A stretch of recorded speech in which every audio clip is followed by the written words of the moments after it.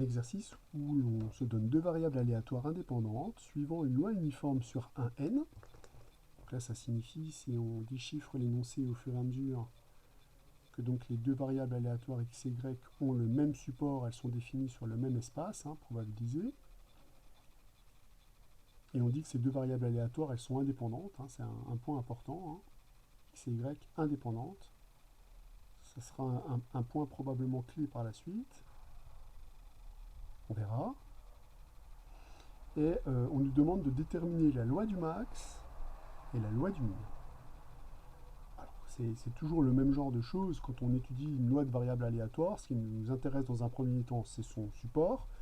Et ensuite, la probabilité que que cette variable soit égale à un élément du support. Donc on va déjà s'occuper du support de U et du support de V. Le support de U, c'est le même que celui de X, puisque évidemment le maximum, il peut aller à n si l'une des variables aléatoires prend la valeur n, et il peut aller à 1 si les deux variables aléatoires prennent la valeur 1. Donc voilà pour le support de U. C'est la même chose pour le support du minimum. Le minimum, il peut aller à 1 si l'une des variables est égale à 1, et peut être égal à n si les deux variables sont égales à n. Donc là, on voit que toutes les variables aléatoires de l'énoncé ont le même support qui est un n. Donc ce qu'on doit calculer, c'est la probabilité que le maximum de x et de y soit égal à k, et la probabilité que le minimum de x et de y soit égal à k. Alors là, il y a un truc qu'il faut savoir, vraiment c'est important. Dans le cadre d'études de variables aléatoires qui sont données par un maximum et par un minimum, il vaut mieux passer par des inégalités. Donc là, l'idée clé pour que les calculs se passent bien, l'idée clé, c'est plutôt que de passer par des égalités, on peut s'en sortir en passant par des égalités, on peut décomposer les événements en événements 2 à 2 incompatibles, c'est parfaitement possible. Mais par contre, si j'augmente le nombre de variables aléatoires à 3, à 4, à n, alors là, dans ce cas-là, ça devient complètement ingérable. Donc l'idée, c'est vraiment de calculer, de se fixer un k appartenant à l'intervalle d'entier 1n, et de calculer la probabilité que U, donc le maximum des x et des y, soit inférieur ou égal à k. Alors pourquoi c'est vraiment intéressant de travailler avec cette inégalité, c'est-à-dire pas n'importe quelle inégalité. Pour le max, on va faire une majoration, et pour le min, on va voir qu'on va faire une minoration. Pourquoi ça c'est intéressant? Parce que si le maximum de x et de y est plus petit que k, ça veut dire que les deux sont plus petits que k. Donc l'événement U inférieur ou égal à k et la conjonction de x inférieur ou égal à k et y inférieur ou égal à k. Ce qui se traduit, je vous le rappelle, ensemblistement par une intersection. Et on voit que cette intersection, elle va être directement reliée à un point important, l'indépendance. Comme les variables aléatoires x et y sont indépendantes, les événements construits avec x et les événements construits avec y sont indépendants. Donc, cette indépendance va nous donner que la probabilité que U soit inférieur ou égal à K, étant donné que c'est la probabilité de cette intersection, par propriété de l'indépendance, ça va être la probabilité que X est inférieur ou égal à K, fois la probabilité que Y soit inférieur ou égal à K. Comme X et Y ont la même loi, c'est une loi uniforme sur un n, ça sera la probabilité de l'un au carré, puisqu'évidemment ces deux probabilités vont être identiques. Donc elle reporte maintenant notre calcul sur juste le calcul probabilité que x soit inférieur ou égal à k. Pour ça, je vais utiliser la loi de x, et je vais décomposer cet événement en fonction des événements élémentaires relativement à x. C'est-à-dire que ça, c'est la probabilité que x soit égal à 1, plus, etc., jusqu'à la probabilité que x soit égal à k. Comme chacune de ces probabilités mesure 1 sur n, puisqu'il y a n termes dans le support, eh bien, on va récupérer le nombre de fois que j'additionne fois 1 sur n, c'est-à-dire k sur n.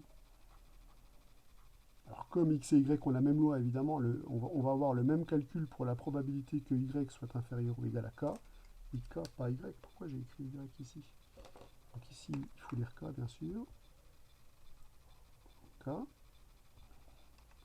Et donc cette probabilité, on vient de voir qu'elle est égale à k sur n pour les deux termes. Donc on va récupérer ici k carré sur n carré. Alors on peut même, parce que je vais en avoir besoin par la suite, vous allez comprendre pourquoi, dire que cette formule marche même quand k est égal à 0. parce que la probabilité que U soit inférieur ou égal à 0, elle est nulle, et ce terme-là est nul lorsque K est égal à 0. Donc je vais quand même indiquer, bon, c'est un peu un délit d'initié, mais vous verrez pourquoi je fais référence à ça, fonctionne, cette égalité fonctionne si K est égal à 0.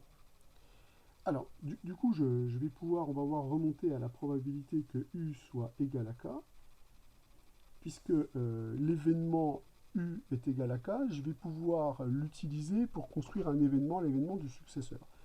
Alors, ça veut dire quoi ce charabia? Ça veut dire que si je considère U supérieur, enfin, pardon, inférieur ou égal à K, cet événement-là, je peux dire que c'est l'union disjointe de l'événement U égale K, union disjointe avec U inférieur ou égal à K-1. Évidemment, ces deux événements ont une intersection qui est l'ensemble vide, et si U est inférieur ou égal à K, ben, soit on est dans cette situation, soit on est dans cette situation. Ce qui va me permettre de dire que comme la probabilité de U inférieur ou égal à K est égale à la probabilité de cet événement plus la probabilité de cet événement, puisque les deux événements ici sont incompatibles, on récupère que la probabilité que U est égal à K, et donc la différence entre la probabilité de lui et la probabilité de lui. Donc ça nous permet de dire que la probabilité de U égale K, c'est la probabilité que U est inférieur ou égal à K, moins la probabilité que U est inférieur ou égal à K-1. Et donc, lorsque K est compris entre 1 et n, j'ai besoin d'une formule qui fonctionne, y compris pour K égale 0, puisque quand K est égal à 1, K-1 est égal à 0. Donc là, je vais pouvoir utiliser cette formule-là, y compris quand K est égal à 1, c'est-à-dire y compris ici quand j'atteins 0. Et donc, je vais récupérer donc K carré moins K-1 au carré, le tout divisé par n carré, ce qui va me donner en développant 2K-1 sur n carré. Donc voilà la probabilité que U est égal à K. Donc on passe par une inégalité. On va utiliser la même idée clé, la même idée, parce que l'idée clé, c'est quand même de passer par cette relation-là. On va utiliser le même genre d'idée pour la loi du minimum. Donc je n'ai pas quantifié ici, mais je vais le faire. Hein. On a la loi ici, et ça c'est valable pour tout K compris entre 1 et n. Alors pour le minimum, on ne va pas choisir une majoration, on va plutôt choisir une minoration. Je vais toujours me fixer un entier K entre 1 et n. Et cette fois-ci, on va travailler avec une minoration, on va travailler avec la probabilité que cette fois-ci V est supérieur ou égal à K. Alors pourquoi? Parce que si le minimum est plus grand que K, ça veut dire que les deux sont plus grands de K. Donc on se ramène encore une fois à une conjonction. La probabilité que X est plus grand que K inter Y plus grand que K. Comme les variables aléatoires sont toutes les deux indépendantes, on va récupérer le produit de X supérieur ou égal à K fois le produit de Y inférieur ou égal supérieur ou égal à K, pardon. Et comme les variables aléatoires X et Y ont la même loi, on va récupérer la probabilité que X est supérieur ou égal à K au carré, puisqu'on voit que le calcul de la loi sera le même pour lui, pour X ou pour Y, étant donné qu'ils suivent la même loi. Donc finalement, le calcul se reporte sur la probabilité que X soit supérieur ou égal à K, qu'on va évaluer. Pour ça, on va l'écrire en fonction des événements élémentaires X égale quelque chose. Donc ça veut dire que c'est la somme de la probabilité que X est égal à K, plus etc., plus la probabilité que X est égal à N. Comme chacune de ces probabilités vaut 1 sur N, il suffit de savoir combien de fois on l'additionne. Quand on compte entre 1 et K-1, on compte K-1 fois. Quand on compte de 1 à N, on compte N. Donc là, je vais avoir N moins, entre parenthèses, K-1 terme. Donc ça va me donner N moins, entre parenthèses, K-1 terme sur N. Voilà ce qu'on va pouvoir récupérer. Et donc la probabilité que V soit supérieur ou égal à K, donc on va terminer le calcul, ici. Donc la probabilité que voilà, V soit supérieur ou égal à K va donc être égal au carré de cette probabilité, donc va être égal à n moins k plus 1 au carré, le tout divisé par n carré. Donc il ne nous reste plus qu'à recréer l'événement U est égal à K à l'aide des événements qui sont donnés par ces inégalités. Donc je conserve mon K qui est compris entre 1 et N. Et donc je vais écrire l'événement V supérieur ou égal à K et en fonction de l'événement V supérieur ou égal à... alors on va raisonner cette fois-ci non pas avec K-1 mais avec K plus 1 plutôt.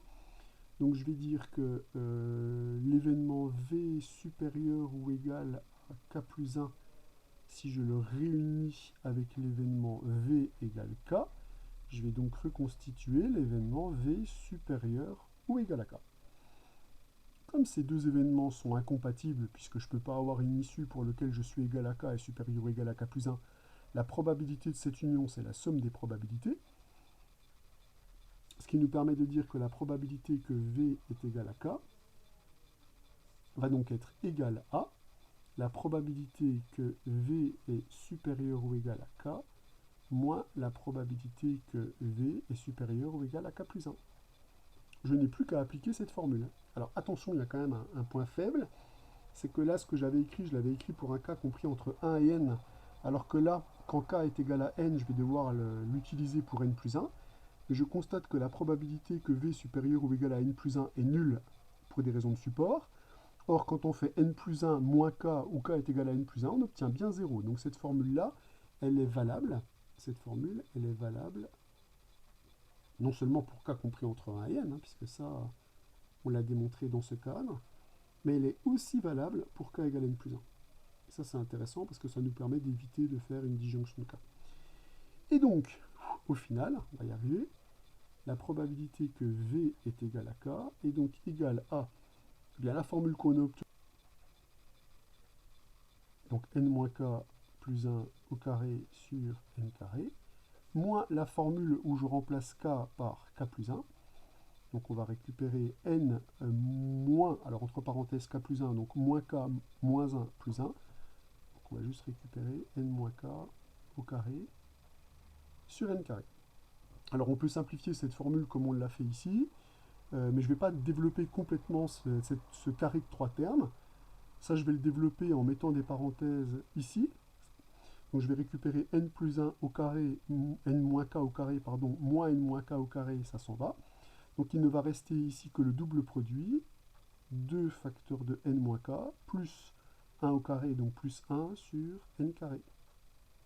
Et cette relation est évidemment valable pour tout k qui est compris entre 1 et n. Voilà pour la loi de V, voilà pour la loi de U. Alors revenons à l'énoncé maintenant, où il est question de déterminer l'espérance de ces deux variables aléatoires. Alors là, utiliser on va dire des propriétés de l'espérance, sa linéarité, ce genre de choses, ça ne fonctionnera pas, hein, à cause du man et du mix. Alors quand je dis ça ne fonctionnera pas, c'est pas totalement vrai.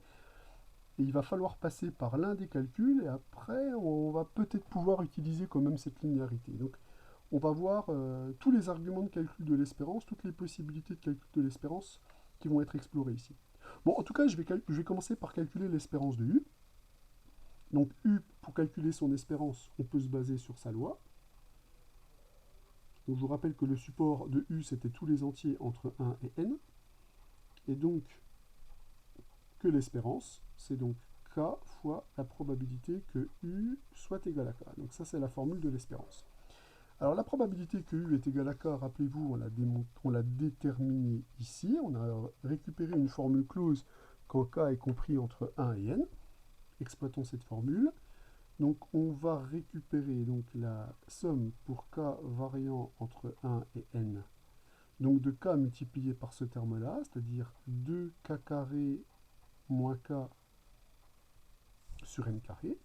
Alors on va utiliser maintenant la linéarité de la somme pour dire que ceci va donner 2 sur n carré multiplié par la somme pour k variant entre 1 et n dk au carré, moins 1 sur n carré multiplié par la somme pour k variant entre 1 et n de k. La somme des n premiers carrés d'entiers, ça c'est une somme qu'on doit connaître par cœur. C'est n fois n plus 1 fois 2n plus 1 sur 6. Et là, je récupère la somme des n premiers entiers naturels. C'est n plus 1 sur 2, donc sur 2n carré. Alors, ici, il s'agit de simplifier déjà un petit peu toutes ces expressions pour voir ce qui peut se factoriser au final. Donc j'ai déjà n qui se simplifie avec n carré ici et ici, donc il va y avoir 1 sur n qui va se factoriser, ça c'est sûr. Mais j'ai intérêt à factoriser le plus que je peux, j'ai intérêt à factoriser plutôt 6n au dénominateur que n, et je constate que le terme n plus 1 se factorise également. Ça va être facteur de quoi? Alors si je regarde ce qui reste dans le terme qui est là, le 6 on l'a considéré, les n on l'a considéré, le n plus 1 aussi, il ne nous reste plus que 2 facteurs de 2n plus 1, donc il nous reste dans ce terme-là 4n plus 2. Ici, donc il va me rester un facteur 3 au-dessus pour faire apparaître le 6. Les n, je les ai considérés, les n plus 1, je les ai considérés, donc il ne me reste plus que ce facteur 3. Voilà ce que j'obtiens. Et donc tout calcul fait, l'espérance de u, ça va nous donner n plus 1 multiplié par 4n moins 1, le tout divisé par 6n. Voilà l'espérance de u. Donc là, on a la loi, on peut calculer l'espérance. Alors évidemment, le résultat qu'on a obtenu pour u, on peut l'obtenir pour v, puisque étant donné qu'on a la loi de v, on peut appliquer la formule de l'espérance, on a la loi, on peut calculer l'espérance. Mais on peut être aussi plus malin et cette fois-ci utiliser la linéarité de l'espérance. Je vous explique pourquoi. Ce n'est pas un super gros raccourci de calcul, mais ça peut vous donner des idées dans les exercices. Il se trouve que quand vous additionnez le maximum et le minimum de deux nombres, vous allez récupérer leur somme, puisque l'un est égal au maximum, l'autre est égal au minimum, et si les deux sont égaux, le maximum est égal au minimum. Donc on peut constater que u plus v est égal à x plus y. Et donc si j'applique l'espérance à ça, là je connais l'espérance de x, l'espérance de y, parce que ça c'est des lois usuelles, l'espérance de u je viens de la calculer, donc l'espérance de v elle sera directement calculable. Donc par linéarité de l'espérance, qu'est-ce qu'on va récupérer? Par linéarité de l'espérance, on va récupérer que l'espérance de u plus l'espérance de v est égale à l'espérance de x plus l'espérance de y, ce qui permet de dire que l'espérance de la variable aléatoire v que l'on recherche, c'est donc 2 fois l'espérance de x, puisque l'espérance de x est égale à l'espérance de y, puisque les deux variables aléatoires ont la même loi. Donc je vais récupérer 2 fois l'espérance de x, moins l'espérance de u qu'on vient de calculer ici. Donc moins l'espérance de la variable u. L'espérance de x, comme x suit une loi uniforme sur 1n, c'est la moyenne arithmétique des éléments de 1n, donc c'est n fois n plus 1 sur 2n, c'est donc n plus 1 sur 2.